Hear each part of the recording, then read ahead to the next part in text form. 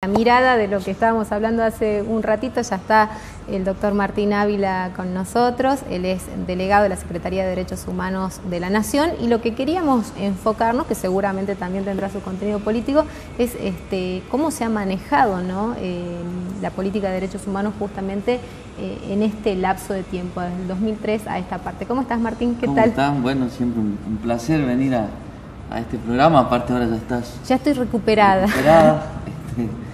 Sí, un poco, bueno, nosotros ayer tuvimos audiencias, ¿no? Doble turno de juicio de lesa humanidad. La verdad que las conquistas realizadas, ¿no?, por los familiares, por madres, por abuelas de Plaza de Mayo, por familiares de Salta, de Chaco, de Formosa, es decir, con todas las víctimas, y en realidad por toda la sociedad, ¿no? Son conquistas que yo creo que son derechos que difícilmente tengan que depender de la personalidad o del personalismo, ¿no?, de algunas personas. Yo recuerdo en el año 2003, cuando el presidente Kirchner ordenó bajar los cuadros, fue realmente algo simbólico, ¿no? Rompía esa lógica del temor, del miedo, sí, de decir, claro, como esa cuestión reverencial, exactamente, ¿no? Quizás que sí, todavía sin duda existía. Entonces rompió con toda esa lógica, pero bueno, no fue solamente eso el hecho, sino que además nosotros en la Constitución Nacional, el presidente Kirchner respetó la Constitución Nacional. En el artículo 118 está estipulado el derecho de gentes, se llama así, ius gentium, es el nombre, digamos, en latín, que en realidad significa el derecho de la costumbre o del consuetudinario internacional. ¿Qué significa esto?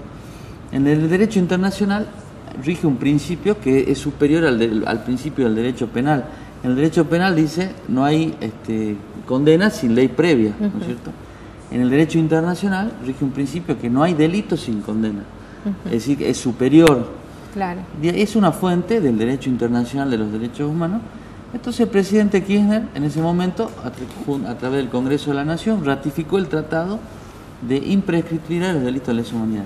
Eso significaba que Argentina debía, primero decía que siempre debió juzgar a los genocidas por este artículo de la Constitución, el 118, que no lo hizo en la época. Se hizo un poquito al principio con Alfonsín, después se dictaron las leyes de impunidad, y después, bueno, durante la presidencia de Menem de la Rúa se impidió absolutamente los juzgamientos y hasta se impidieron las extradiciones, porque en un momento se juzgó en otros países. Por lo cual, digamos, el derecho adquirido es superior, ¿no es cierto?, a la política que intenta implementar Macri. Ya hay un trascendido, ¿no es cierto? Sí, ¿por qué crees que él habla de no mirar ya al pasado, ¿no? Como enfocarse, digamos, cuando hay obviamente heridas que siguen abiertas? Me parece que los represores incluso tienen la posibilidad de tener juicios justos, lo que ellos no permitieron, que lo hemos dicho miles de veces. Y además muchos de ellos han muerto ya, otros tienen prisión domiciliaria o están hospitalizados, digamos. Hay un montón de cosas para revisar, ¿no? Porque no han sido tratados yendo en contra de sus derechos humanos, por más que ellos hayan violado los derechos humanos de todo el mundo y no les haya importado absolutamente nada. Yo creo que en el 2003, cuando empezó esto, los asesinos de Ragones tomaban café en la plaza pública. Sí. Entonces, no es pasado, eso es presente. Claro. Es decir, las heridas, si la familia de Ragones caminaba por la plaza y veía que los asesinos estaban tomando café, digo, no veo que sea un pasado. Hay un mal concepto, mejor dicho, un concepto erróneo de definir a los derechos humanos como de pasado y del futuro, o de presente. Bueno, eso es una mentira, que hay que decirlo así con las palabras que corresponden. Los derechos humanos son únicos. No hay ni del pasado, ni del presente, ni del futuro, son únicos. Y conjugan, se interrelacionan entre sí. O sea, difícilmente nosotros podamos condenar el saqueo a la Argentina si no condenamos la dictadura, porque el objetivo de la dictadura no era matar. El objetivo de la dictadura era saquear al país para que el Prat Gay, padre, para que Cavallo, el actual, para que el padre de Macri, o para que muchos de Martínez de Oz, Y muchos de esos personajes de la época se enriquecieron, es decir, ellos tomaron créditos de todo tipo y después los pagó el pueblo argentino, que es la estatización de la deuda pública, pero además se privatizó absolutamente todo. O sea, el gran logro del peronismo es la industrialización, o sea, tener industria propia, fabricar todo aquí. ¿Por qué? Porque la industria da empleo. Contrariamente a eso, los neoliberales, como te lo mencionaba recién, el padre de Prat Gay, seguramente y el hijo es igual, ya lo escuchamos hace poquito diciendo de que ningún personaje del interior puede ser presidente de la nación. Sí, el INADI salió también a expedirse en torno a esto. Lo dice él solo, por suerte no tenemos que andar averiguando, lo dice él solo. Bueno, todos estos personajes son los que circundan o están alrededor de Macri, que son los que van a llegar con Macri, en el caso que Macri le toque ser presidente. Entonces yo celebro porque yo he notado, por estos tiempos, que hay muchos anti. Entonces dicen, no, yo voto a porque no quiero a tal.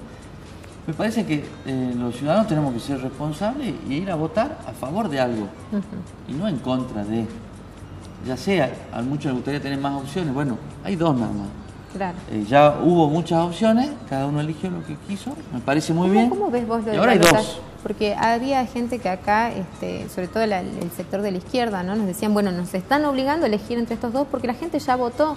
De hecho, Scioli ganó la elección anterior también. O sea, salió primero, claro. Con una diferencia no tan grande, con un margen no tan grande como se esperaba, aún pensando que podía haber balotaje, pero de todas maneras tuvo muchos votos más que Macri, ¿no? ¿Vos crees que se va a dar también la posibilidad de discutir esto de la instancia del balotaje?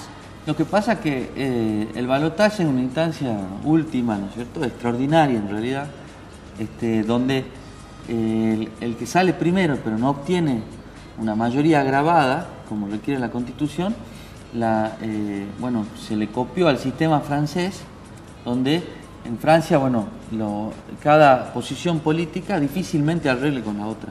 Y eso le genera falta de legitimidad en la hora de gobernar. Claro, efectivamente. Entonces, el balotaje te obliga a que vos tomes postura por uno de los dos, por más que en el caso de los dos candidatos que hayan, vos no sientas representación. Efectivamente. ¿Por qué? Porque el que gane seguramente, como los votos se dividen sí o sí en dos, el que gane seguramente tendrá más del 50%, 50,001, pero tendrá más de la mitad. Y eso le va a permitir tener una legitimidad necesaria y suficiente para gobernar. En este caso pasa lo mismo. Ya hubo una PASO donde se eliminaron, o las internas, como se llama. Después hubo una general donde cada uno votó a quien se sentía identificado. Bueno, muy respetable por lo tanto. Pero ahora hay un balotaje. Y en ese balotaje hay solamente dos candidatos. Entonces, aunque no nos guste alguno de los dos, nosotros no tenemos que votar en contra de nadie. Porque cuando uno vota en contra está votando a favor de alguien. Por ejemplo, yo recién hablábamos de la amnistía que Cambiemos está buscando para los represores, ¿no es cierto? Eso, enhorabuena que nos enteremos de eso, porque hasta ahora el candidato Macri lo único que hace es tirar globito, hablar de la felicidad, hablar de que, no sé, de que estamos todos unidos, pero yo no lo escuché decir una propuesta. Se pasó toda su vida en contra de la estatización, a favor de las privatizaciones, y ahora de repente 30 días antes de la elección nos dice que él está a favor de todos los derechos y que tiremos globito y que de la revolución, pero yo no le creo. Es como que yo soy hincha de San Lorenzo. Como una figura y un mes antes de la elección digo que soy de Boca y nadie me va a creer, digamos. Entonces, me parece que hay que ver qué significa Macri, qué significa Scioli, ver a quién votar, pero a favor, no en contra. ¿Qué crees que puede haber de continuidad con Daniel Scioli de lo que hizo el kirchnerismo hasta acá, ¿no? Porque el mismo gobernador salió a hablar de que con cualquiera de los dos va a haber cambios.